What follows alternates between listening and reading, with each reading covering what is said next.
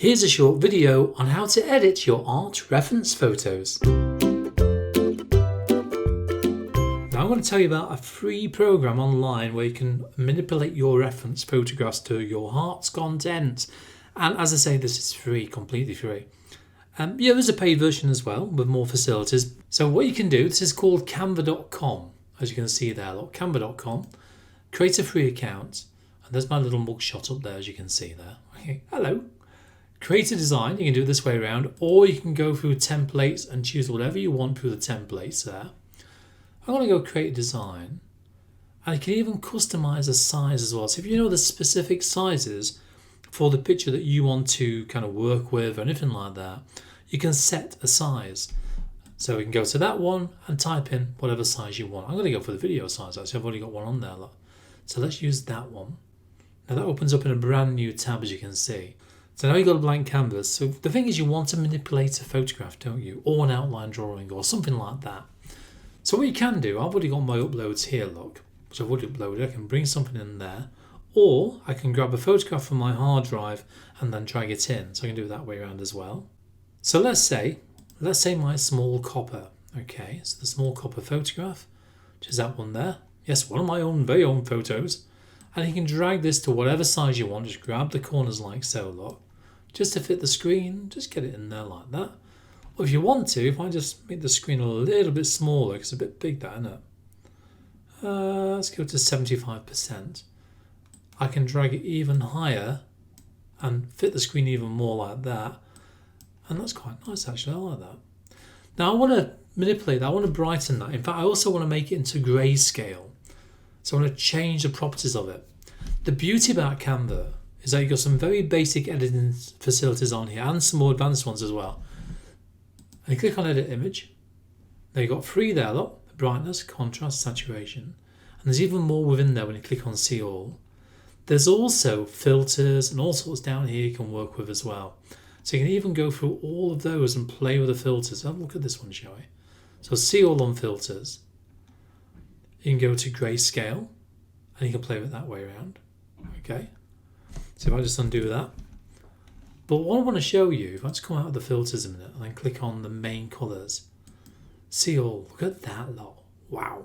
Okay. So you can play with the brightness. You can make it really bright or very dark. Okay, so you can do whatever you want. The same goes for the contrast and all the way down. Saturation for your colours. So you can make it duller, like that, really black and white, just about anyway.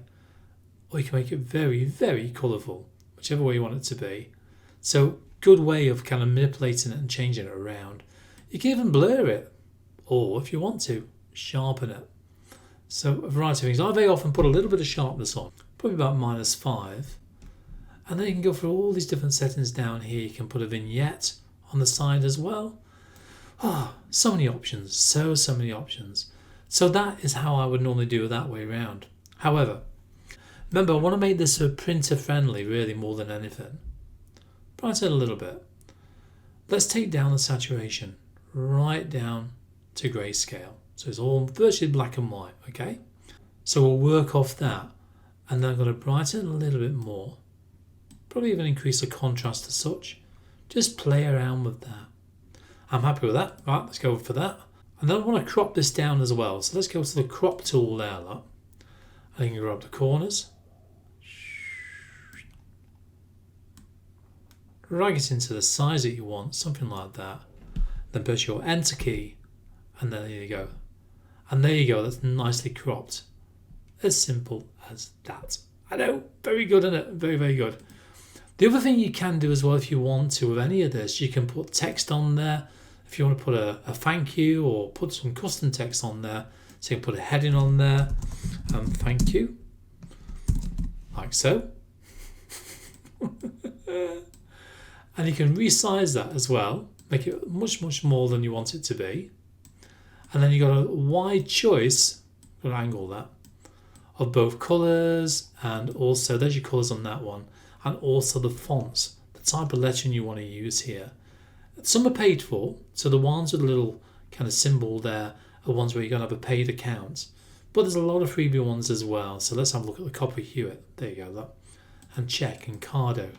I know, there's so much to kind of go through. A little scripty one there as well.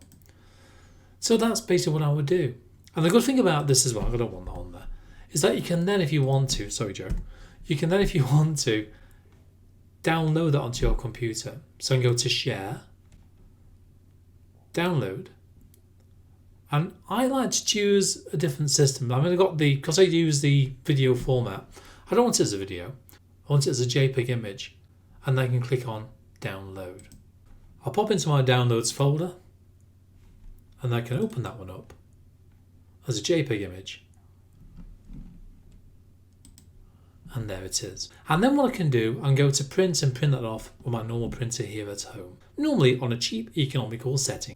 So I'll give you some ideas how I would go about printing my reference photographs. If you'd like to paint this butterfly, click on my website below and you'll find it within my school. And if you'd like a sneak peek at it, check out the video to the top right where I show you how to paint the wing veins. I'll see you there.